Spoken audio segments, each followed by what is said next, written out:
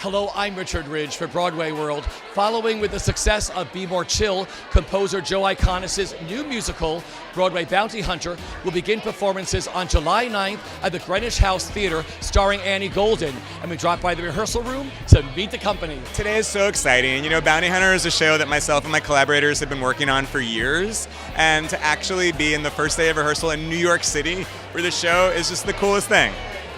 Talk about how this whole story came about to turn into a musical.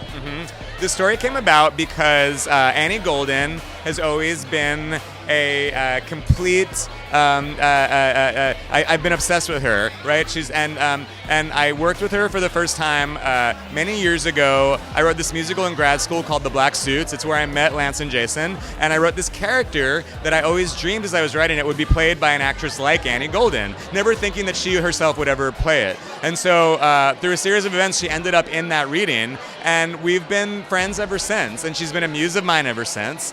And for years, myself and my collaborators thought, why hasn't anyone written a musical for Annie Golden? Why hasn't anyone written a musical where she is the leading lady? You know, we see her in all these shows, and she always steals the show. And so then we decided, well, we should be those people to write that musical for her. And that's what we did. And so it was the reason the show exists is very much Annie Golden. It's old school to write something for someone, but also it was written, the Rodgers and Hammerstein and those teams, they wrote for established stars. Joe and Lance and Jason wrote this because they felt that I hadn't had my showcase yet. So they wrote it to showcase me because they felt that I should have it. So that's so wonderful. Well, if you've ever heard his song Virginia and Alvin, it's about the Virginia Theater and the Alvin Theater. So this kid knows whose shoulders he stands upon. We were performing at a benefit one night. We jokingly said to each other, like, wouldn't it be cool if Annie Golden was an action hero? And wouldn't that be a great premise for something? And we were like, ha ha ha, wait a second. She is going to be an action hero. Let's really do this. Yeah, so anyway, the story sort of was born there, and then the idea became less funny and more actually a great idea, we think. And it sort of snowballed into this action musical, an adventure musical that Annie Golden is our leading lady of. It is about a woman of a certain age who is dealing with an ageist, sexist society, and her husband's dead and she can't get a job, and somehow she gets sucked into the world of bounty hunting.